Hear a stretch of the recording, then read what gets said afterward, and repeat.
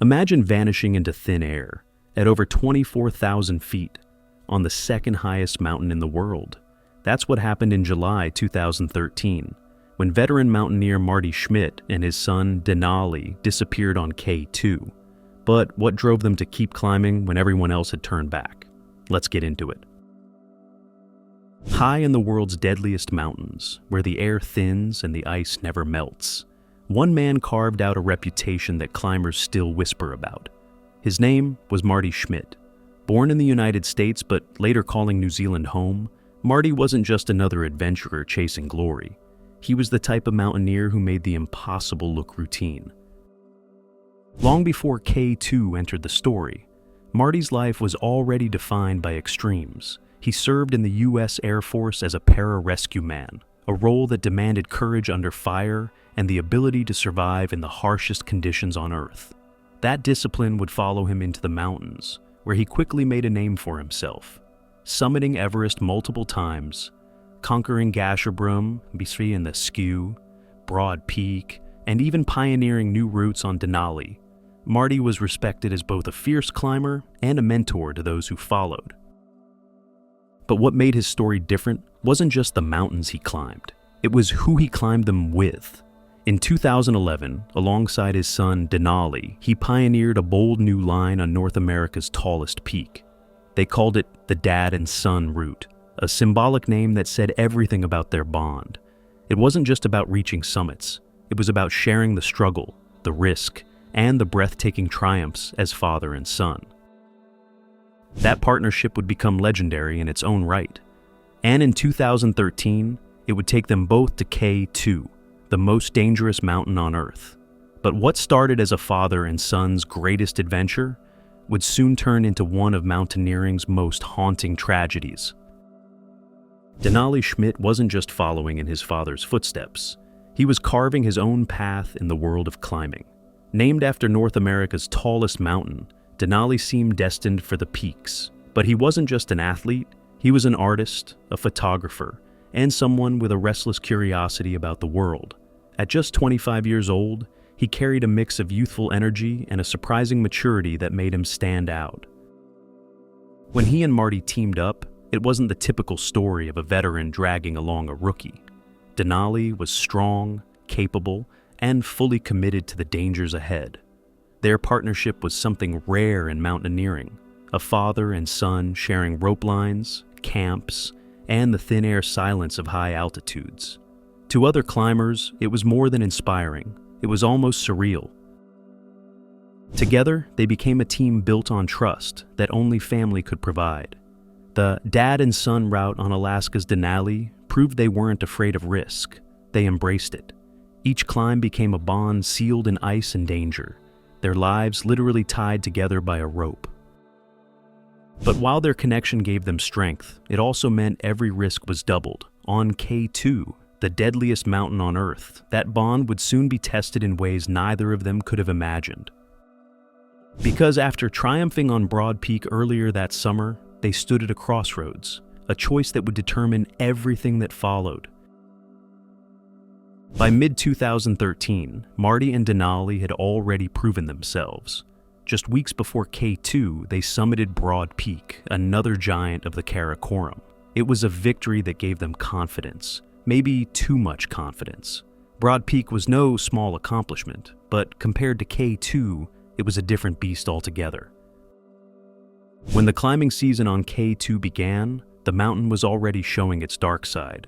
Waist-deep snow blanketed the slopes, avalanches ripped across its faces, and whispers of danger spread through base camp. Veteran Sherpas and seasoned climbers alike urged caution. One by one, teams began pulling back, deciding the risks were simply too high. But Marty and Denali didn't turn back. For them, retreat wasn't in the plan. They pushed forward, breaking trail where others refused to go, carving their way through unstable snowfields toward Camp 3 at 7,200 meters. Some saw it as bravery, others as recklessness.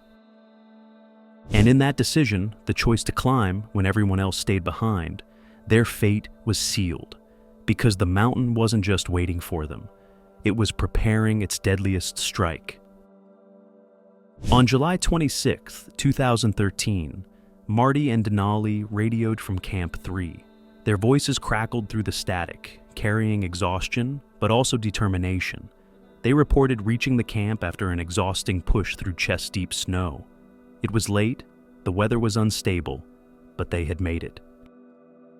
That brief transmission would be the last anyone ever heard from them. Over the next day, radios stayed quiet. Other climbers at lower camps waited for updates that never came. Rumors began to ripple through base camp. Some hoped the silence meant they were resting, conserving energy for a push higher. But others knew the truth. Silence on K2 is rarely a good sign. Storms swept across the mountain, cutting off any chance of immediate rescue. For 2 days, their absence became heavier with each passing hour. The father and son team, once admired for their strength and resilience, were now ghosts on the slopes of K2. And when Sherpas were finally able to climb toward Camp 3, what they found would confirm the worst fears of everyone waiting below. When the Sherpas finally reached Camp 3, the scene was devastating. The tent Marty and Denali had set up was gone, flattened, shredded, and buried beneath layers of unstable snow. Their gear, unmistakably theirs, was scattered across the slope, half swallowed by ice. The signs were clear. An avalanche had torn through the camp with brutal force. For the climbers who made the discovery, the realization was crushing. They didn't just find wreckage, they found confirmation. No one could have survived that torrent of snow and rock. K2 had claimed yet another pair of lives, this time a father and his son. Back at base camp, word spread quickly. Hope vanished in an instant.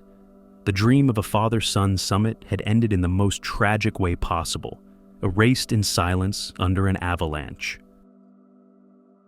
But the story didn't end there, because as the news broke, the climbing community and Marty's family, thousands of miles away, would be forced to face the heartbreaking reality of what had happened. News of the discovery reached the outside world quickly, but for Marty and Denali's family, the confirmation was unbearable.